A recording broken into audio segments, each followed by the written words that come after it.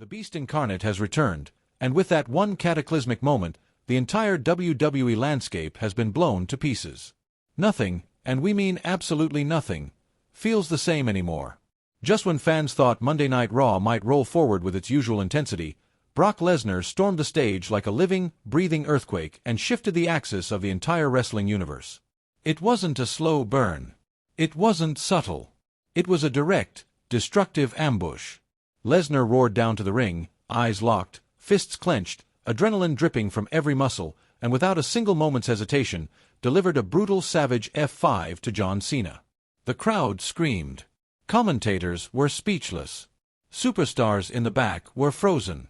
Cena, a legend in his own right, lay flattened as Brock towered over him, exuding power, rage, and a purpose that hadn't been felt in WWE for months.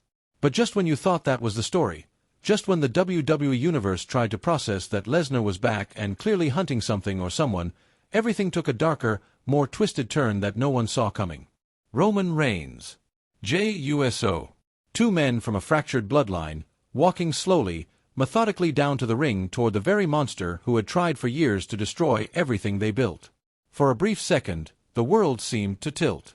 The tribal chief, Roman Reigns, the man who once needed every ounce of his cunning and resilience to finally defeat Lesnar at WrestleMania, now stood face to face with the Beast, not with fury, not with vengeance, but with silence.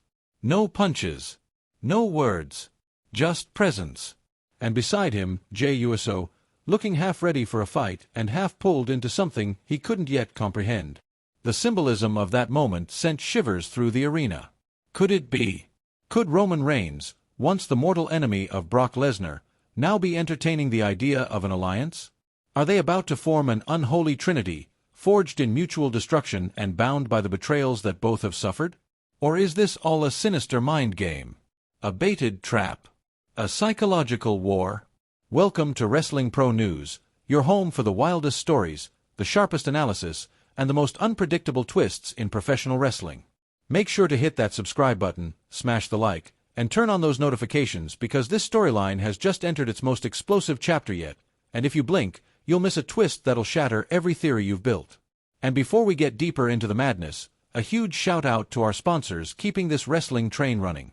Get your hands on the brand new Roman Reigns OTC 1 action figures, crafted for the real head of the table fans out there, and don't sleep on the exclusive October 1st sneakers, available now for a limited time only. Jey Uso's signature, 4 letters, one word, T is flying off the shelves, and Jacob Fatu's infamous, all gas no brains, merch line is here to redefine Savage style. Check the links in the description and rep your loyalty as this civil war in WWE intensifies. But now let's rewind and connect the dots, because the story that led to this moment wasn't built in a week. This has been months in the making, brewing in secrecy, deception, and betrayal. It all began back at SummerSlam, where Seth Rollins pulled off the most shocking heel maneuver in recent memory. After months of lying low, pretending to be injured, Rollins unleashed the ultimate betrayal by cashing in his money in the bank briefcase on a war-torn CM Punk. The crowd had barely processed the brutal match Punk had just survived when Rollins slithered in, hit the stomp, and walked away with the championship. But the true betrayal wasn't just Seth's. It was Paulheyman's. Yes, Paul Heyman, the architect behind Roman Reigns' legendary reign as the tribal chief. The man who sat at Roman's feet and called him the most dominant force in WWE. That very man walked away and stood behind Rollins, revealing himself as the mastermind of a new alliance, one that included the terrifying power of Braun Breaker and the unforgiving brutality of Bronson Reed. Together, this new faction has turned Raw into a battlefield. Roman was left in shambles. His empire crumbled. The bloodline was no more. Solo Sikoa had already defected, forming a new version of the family with Tonga Loa, Tama Tonga, and Jeff Cobb, a faction fierce but fractured. Roman was isolated, pushed to the edge. All his plans, all his control, all his dominance, gone. And Seth Rollins?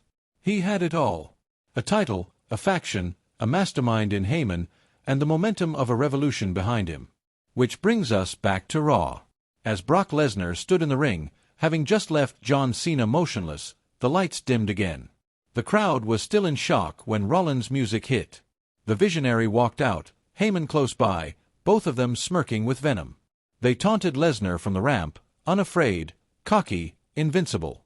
Lesnar turned his head, eyes narrowing. The tension rose. Then, like a ghost from the shadows of war, Roman Reigns appeared, followed by Jey Uso. The arena lost it. Fans were on their feet, unsure of what they were witnessing. Roman said nothing. His eyes met Brock's. The atmosphere was suffocating. Jey looked around nervously, unsure whether this was a reunion or the beginning of the end. Brock didn't flinch. He didn't speak. He just smirked. One of those cold, dangerous smirks that only Lesnar can deliver, a smirk that promises destruction. And then the screen faded to black. No answers. No explanations. Just chaos. And now we're left to ask, what the hell did we just witness?